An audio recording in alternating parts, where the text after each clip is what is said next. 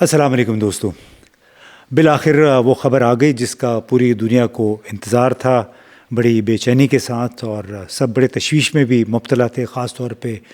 ایران اور ایران کے جتنے بھی پڑوسی ممالک ہیں، کیونکہ ڈونلڈ ٹرمپ نے جو ایک دھمکی دی تھی اس سے کافی خطرہ محسوس ہو رہا تھا کہ کہیں وہ بہت میسو قسم کی بمباری اس پہ نہ ہو جائے. لیکن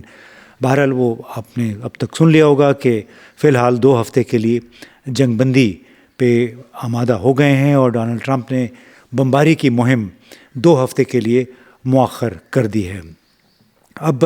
ظاہر ایک عارضی جنگ بندی ہے، اور اس میں 2 ہفتے کے بعد کیا ہوتا ہے معلوم نہیں، لیکن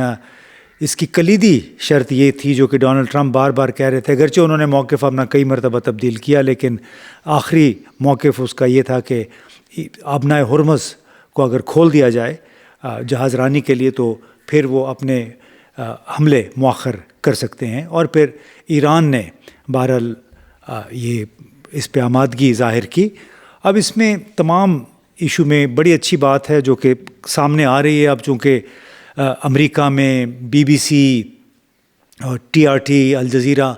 جتنے بھی بڑے نیٹ ورکس ہیں اور پھر سفارتی حلقے ہیں، وہ بار بار اس میں پاکستان کا نام آ رہا ہے کہ پاکستان نے جو تجاویز پیش کی تھیں اس کا یہ نتیجہ ہے. اور اس لحاظ سے بطور پاکستانی میں سمجھتا ہوں یہ بڑی اچھی بات ہے کہ پاکستان اس سفارتکاری کا مرکز بن گیا ہے. کم از کم ابتدائی جو کوشش تھی اس کے نتیجے میں پاکستان کا نام بار بار آ رہا ہے، اور اب کوئی معلوم نہیں کہ اگلے 2-3-4 دن میں پاکستان ہی میں امریکہ اور ایران کے درمیان مذاکرات کا سلسلہ شروع ہو جائے. اور اس سے ایک بڑی بات واضح ہوتی ہے کہ پاکستان پر نہ صرف امریکہ اور ایران نے اعتماد کیا بلکہ چین بھی پاکستان کے وہ تجاویز جو کہ ترکی، سعودی عرب اور مصر اور پاکستانی وزراء خارجہ کی ایک بیٹھک کے نتیجے میں سامنے آئی تھیں، اس پہ کسی حد تک تمام لوگ مطمئن تھے، اس سے ان کو سپورٹ اس کی حاصل تھی. اور اسی وجہ سے ایک بڑے مشہور بھارتی نژاد پروفیسر ہیں، سویڈن میں رہتے ہیں، اشوک سوائیں، اور انہوں نے کہا اپنے ایک ٹویٹ کے ذریعے، تازہ ترین ٹویٹ، کہ اس میں یہ 3 ملکوں کا جو اعتماد ہے پاکستان پر وہ یہ بتاتا ہے کہ کم از کم انڈیا میں اس پہ بڑی آگ لگی ہوگی، کیونکہ آپ کو معلوم ہے کہ بھارت میں تو ہر کوئی موقع وہ ہاتھ سے نہیں جانے دیتے اس وہاں کے حکام اور میڈیا کہ پاکستان کو بدنام کیا جائے. اب وزیر اعظم نریندر مودی بقول اشوک سوائیں کے پاکستان کو تنہا کرنا چاہتے تھے بین الاقوامی طور پر، لیکن اس وقت پاکستان کا نام، اب کہیں بھی اخبارات اٹھا لیں، میڈیا اٹھا لیں، پاکستان کا نام نمایاں ہو گیا ہے، جبکہ بھارت اس تمام معاملے میں اس کا نام کہیں بھی نہیں ہے. تو اس لحاظ سے کم از کم ایک مثبت وجہ سے پاکستان کا نام اس طرح بین الاقوامی سطح پہ لیا جا رہا ہے. اب سوال یہ کہ ایران نے اب تک اس تمام معاملے سے حاصل کیا کیا. اس کے درجنوں یونیورسٹیز، درجنوں ہسپتال، ریسرچ سینٹرز، ایئرپورٹ، ان کی بڑی تباہی ہوئی. کوئی جو 38-39 دن کی یہ جنگ تھی، لیکن اس نے دعویٰ کیا ہے ایرانی حکام نے کہ ایران کا جو 10 نکاتی ایجنڈا تھا وہ اصولی طور پر، یہ ایران کا دعویٰ ہے کہ اصولی طور پر امریکہ نے اس کو قبول کر لیا ہے. اس میں شامل کیا تھا کہ جتنی بھی اقتصادی پابندیاں ہیں وہ ختم کی جائیں، ایران کے منجمد اثاثے جو ہیں وہ ریلیز کیے جائیں، امریکی افواج جو ہیں وہ ایک خطے سے نکل جائیں، جنگی نقصانات کا معاوضہ دیا جائے، تعمیر نو کی مدد کرنی چاہیے جو زر تلافی کی بات ہو رہی تھی پہلے، اور پورے خطے میں جو دشمنیوں کا مستقل خاتمہ ہونا چاہیے. ہمیں 2 ہفتے یا 4 ہفتے کا سیز فائر نہیں چاہیے. اور یہ کہ بیلسٹک جو میزائل پروگرام ہے اس پہ کوئی قدغن نہیں چاہتے ہیں. ہاں البتہ ایران کی طرف سے جو بالواسطہ میسیجنگ کی گئی کہ اگر اس پر حملوں کا سلسلہ ایسے ہی جاری رہا تو اس کو پھر چاہے وہ بیلسٹک میزائل پروگرام ہے چاہے نیوکلیئر پروگرام ہے اس سے کوئی نہیں روک سکتا. اس کے ساتھ ساتھ جو بڑی تبدیلی، جو بڑا میسیج تھا وہ ایران کی طرف سے وہ کہ ہم نے امریکہ کی جو پیشکش ہے سیز فائر کی وہ قبول کر لی ہے، لیکن اس کے لیے ہماری نیشنل سیکیورٹی کونسل، جو سپریم نیشنل سیکیورٹی کونسل، اور جو ہماری فوج ہے اس کا بھی ہم آہنگ ہونا ضروری ہے. اور آپ کو معلوم ہے کہ ایران کی فوج، اور خاص طور پہ جو اسلامی پاسداران ہیں جس کو اسلامک ریولوشنری گارڈز کور کہتے ہیں، بنیادی طور پہ پوری جنگ کا کنٹرول انہوں نے حاصل کر لیا تھا IRGC نے. اور IRGC کے ترجمان نے گزشتہ رات یہ بھی کہا تھا، جو ڈونلڈ ٹرمپ کی جو ڈیڈ لائن تھی کہ امریکہ کے رات 8 بجے تک وہ ڈیڈ لائن تھی کہ آپ آبنائے ہرمز کھول دیں، ورنہ ہم ایسی بمباری کریں گے کہ ایک پوری جو تہذیب ہے ایران کی وہ صفحہ ہستی سے مٹ جائے گی. تو اس میں بہرحال اب وہ نہیں ہوا، اور اس میں ڈونلڈ ٹرمپ کو ایک یہ ایسا فیصلہ لینا پڑا داخلی دباؤ کی وجہ سے بھی. اور اس میں ایران اپنے اس موقف پہ البتہ قائم رہا کہ آبنائے ہرمز جو ہے وہ اس پر ایران کا حق ہے، عمان اس کا مشترکہ مالک ہیں، اور ہم اس اپنے حق سے کسی صورت دستبردار نہیں ہوں گے. اور یہ کہ اس موقف کو سامنے رکھتے ہوئے ایران نے 38 دن تک مسلسل امریکی اسرائیلی بمباری کا مقابلہ کیا، کشیدگی میں کمی پہ مجبور کیا، اور جو آبنائے ہرمز پہ اس کا حق ہے اس کو عملاً قبول کر لیا گیا ہے. اور اسی لیے یہ لگتا ہے کہ جو اس کی ساورنٹی کا ایشو تھا آبنائے ہرمز پہ، جس کو بار بار امریکی وزیر خارجہ اور صدر کہہ رہے تھے کہ اس کو آپ کھول دیں، اب یہ ہو رہا ہے. جو ایران نے شرط پیش کی ہے کہ یہاں سے راہداری فیس ہم لیں گے، یعنی ٹول انہوں نے لگا دیا ہے جتنے بھی جہاز یہاں سے گزریں گے. اور آبنائے ہرمز سے جنگ سے پہلے ہر روز کم از کم 180 جہاز کئی لاکھ ٹن تیل لے کے یہاں سے جا رہے تھے مفت میں، جبکہ سویز کنال اور پاناما کنال سے جو بھی جہاز گزرتا ہے اس کی باقاعدہ فیس ہوتی ہے. بنیادی طور پہ ایران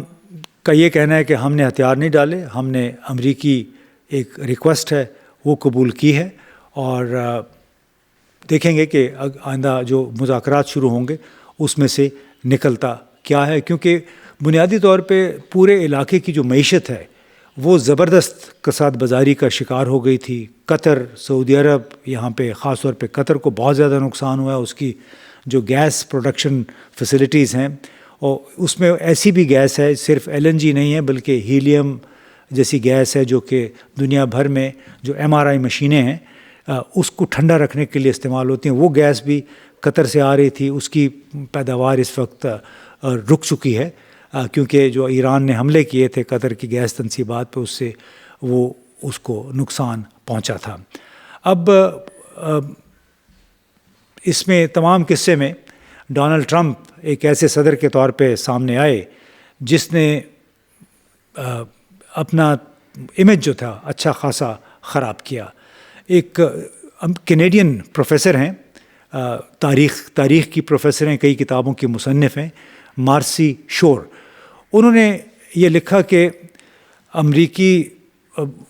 صدر نے جس طرح ایران کے لیے طرح طرح کے غلیظ گھناؤنے الفاظ استعمال کیے، ہسپتالوں، اسکولوں، سماجی اور اقتصادی انفراسٹرکچر کی بڑی پیمانے پر تباہی کے احکامات دیے، اور حملے روکنے سے پہلے ایرانی تہذیب کو تباہ کرنے کی دھمکی دی، تو اس پر مارسی شور نے یہ تبصرہ یہ کیا ٹویٹر کے ذریعے کہ میں 30 سال سے یورپی تاریخ پڑھا رہی ہوں. امریکیوں نے مجھ سے ہمیشہ پوچھا ہے کہ ہولوکاسٹ، یعنی جو جرمنی میں یہودیوں کا قتل عام ہوا تھا ہٹلر کے ہاتھوں، وہ کیسے ممکن ہوا؟ جرمنوں نے کس طرح ایک ایسے دیوانے کو یعنی ہٹلر کو اس قابل بنایا کہ جو اجتماعی قتل میں خوشی محسوس کرتا تھا، یعنی کئی لاکھ یہودیوں کو زندہ درگور کر دیا گیا تھا گیس چیمبرز میں. تو اپنے منصوبوں پر عمل درآمد کرنے کے لیے اکثر جرمن خاموش رہے. اب ہم یہ کینیڈین پروفیسر مارسی شور کا کہنا ہے کہ اب ہم دیکھ رہے ہیں خود اپنی آنکھوں سے کہ یہ کیسے ممکن ہوتا ہے، یعنی جو جرمنی میں یہودیوں کے ساتھ ہوا یہ کیسے ممکن ہوتا ہے. اب ہمارے پاس صف اول کے لوگ موجود ہیں اور وہ ہے دنیا کی سپر پاور کا صدر. بہت افسوسناک ہے کہ امریکی، اور میں سوچتا رہا میں خود بھی کہ کتنے افسوس کی بات ہے کہ امریکی قانون سازوں کی اکثریت خاموشی سے یہ تماشا دیکھتی رہی ہے گزشتہ 38-39 دن سے. کانگریس کے اندر ٹرمپ کے خلاف محاذ کھڑا کرنے کی کوئی کوشش نہ ہوئی اور کچھ لوگ تنقید کرتے رہے، کرس مرفی جیسے جو ڈیموکریٹس ہیں، لیکن کوئی باقاعدہ ریپبلکنس کے اندر بھی آپ یہ دیکھ لیجیے کہ اگرچہ ریپبلکنس کو اب دونوں ہاؤسز میں، اپر ہاؤس میں اور ہاؤس آف ریپرزینٹیٹیوز میں اکثریت حاصل ہے، لیکن اس کے باوجود اگر کوئی ضمیر والے لوگ ہوتے تو اس حوالے سے بات تو ضرور کر سکتے تھے. لیکن اس کا مطلب یہ ہے کہ چاہے وہ ڈیموکریٹس تھے، چاہے وہ ریپبلکن پارٹی سے تھے، ان کے مفادات امریکہ کے ملٹری انڈسٹریل کمپلیکس اور بڑی بڑی جو کارپوریشنز ہیں ان سے جڑے ہوئے ہیں. اور یہ بڑی بڑی کارپوریشنز، چاہے وہ ایپل ہے، چاہے مائکروسافٹ ہے، چاہے ہیلی برٹن ہے، اور چاہے جو بوئنگ کمپنی ہے، اس طرح کی بے شمار کمپنیاں، کوئی 10 بڑی کمپنیاں ہیں امریکہ کی جو کہ براہ راست امریکی فوج کے لیے دفاعی ساز و سامان تیار کرتی ہیں، سیٹلائٹ سے لے کے طیاروں تک، اسٹیلتھ بمبر تک، یہ تمام بڑی کارپوریشن ہے. تو ایسا لگتا ہے کہ امریکی کانگریس کے ایک ارکان کی اکثریت کے مفادات اس سے جڑے ہوئے ہیں، لہٰذا انہوں نے یہ جنگ ہونے دی. حالانکہ آپ کو معلوم ہے کہ پیٹریوٹ میزائل جتنے اس دوران، یہ 38 دن کے دوران ہوئے ہیں، استعمال ہوئے ہیں ایرانی حملوں کو روکنے کے لیے، وہ اتنے میزائل اتنی تعداد میں استعمال ہوئے ہیں کہ جس کو پروڈیوس کرنے کے لیے، جس کی پیداوار کے لیے ابھی امریکہ کو کم از کم مزید 3 سال چاہیے ہوں گے، کیونکہ پروڈکشن کیپیسٹی جو ہے وہ بھی ایک محدود ہوتی ہے. اب جس طرح ٹرمپ نے ایک اور دعویٰ کیا کہ ہم نے ایک جو طیارہ مار گرایا گیا تھا F-15، اس کے پائلٹ کو بچانے کے لیے ہم نے 155 طیارے بھیجے. یہ باقاعدہ انہوں نے پریس کانفرنس میں کہا کہ 155 طیارے، 4 بمبار، 64 لڑاکا طیارے تھے، 48 ٹینکر تھے ایئر فیولنگ کے لیے جو استعمال ہوتے ہیں، اور 13 ریسکیو طیارے تھے،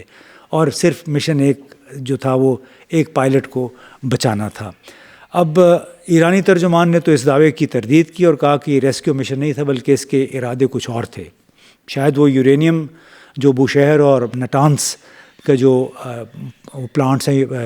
ایٹمی پلانٹ ہیں، وہاں سے یہ شاید یورینیم چرانے کے لیے گئے ہوئے تھے. لیکن بہرحال یہ کارروائی ناکام ہوئی بری طرح سے، اور امریکی اور ایرانی افواج کا دعویٰ ہے کہ 2 بلیک ہاک ہیلی کاپٹرز اور 2 C-130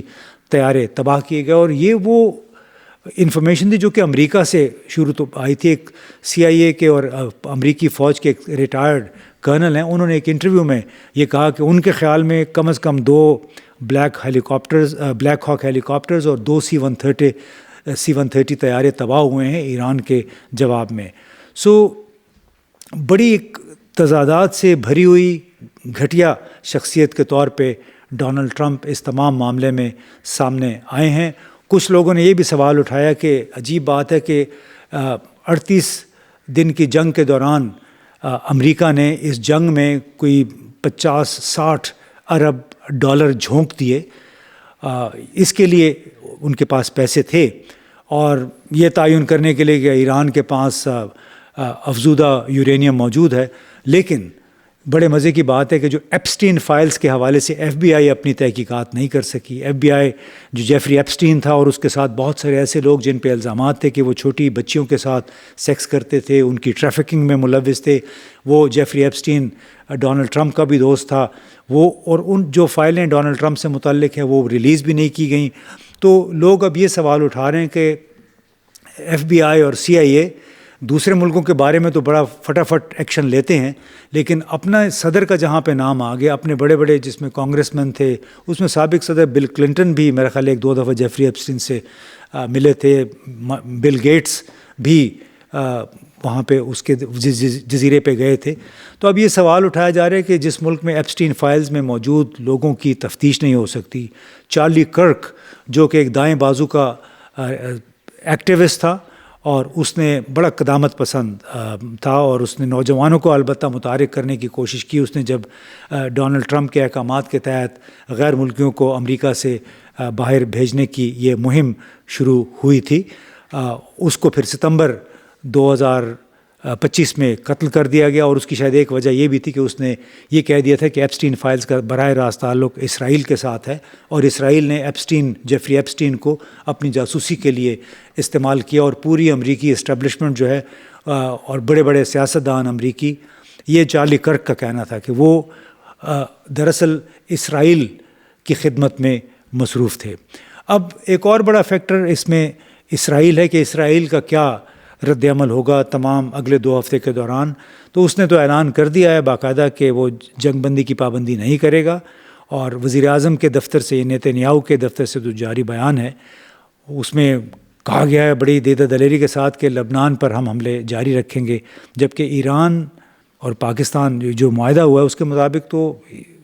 یہ جنگ بندی کا اطلاق لبنان پہ بھی ہوگا۔ تو اس حوالے سے جو کینٹ ہیں، جنہوں نے استعفیٰ دیا تھا سینٹر فار کاؤنٹر ٹیررزم کے جو ڈائریکٹر تھے، انہوں نے تو خیر مقدم کیا کہ چلیں 2 ہفتے کے لیے جنگ بندی ہو گئی ہے، لیکن ساتھ میں اس نے یہ تنبیہ کی ہے کہ اس جنگ بندی کو کامیاب بنانے کے لیے ہمیں سب سے پہلے یقینی بنانا ہوگا کہ اسرائیلیوں کو روکیں، ان سے پابندی کروائیں اس سیز فائر کی، اور یہ بالکل ضروری ہے کہ ہم یقینی بنائیں کہ اسرائیل اس 2 ہفتے کی جنگ بندی یا بالآخر مستقل امن کو سبوتاج نہ کرے، اور یہ وہ ایسا ایک امن ہے جس کو حاصل کرنے کی تمنا سب کو ہے، اس لیے کہ نقصانات بہت زیادہ ہوئے ہیں۔ اسرائیل کا اسٹریٹجک ہدف امریکہ سے بہت مختلف ہے، یہ جو کینٹ کا کہنا ہے، کیونکہ وہ اندر رہ چکے ہیں، ان کو معلوم ہے کہ اندر کس قسم کی طویل المیعاد منصوبہ بندی ہوتی ہے۔ تو جو کینٹ نے یہ کہا کہ امریکہ خطے میں مستقل امن اور استحکام چاہتا ہے، یہ خواہش ہے، اسرائیل ایران میں حکومت کی تبدیلی چاہتا ہے، لہٰذا وقت آ گیا ہے جب کہ یہ عارضی جنگ بندی ہو گئی ہے کہ ہم اسرائیل کو بھی ان ایسی کارروائیوں سے روکیں جو کہ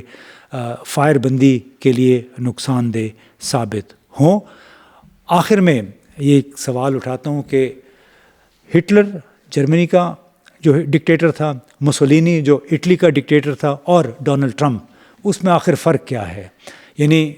جرمنی میں اور اٹلی میں آبادی کی غالب اکثریت نے خاموشی اختیار رکھی، اس کی وجہ سے ہٹلر اور مسولینی کی انٹیلیجنس اور ان کی افواج نے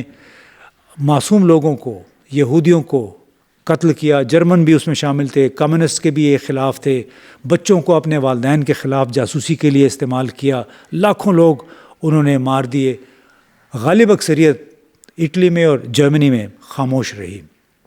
امریکہ میں بھی غالب اکثریت خاموش رہی، اور ڈونلڈ ٹرمپ کی سربراہی میں امریکی اور اسرائیلی طیاروں نے جس بے دردی سے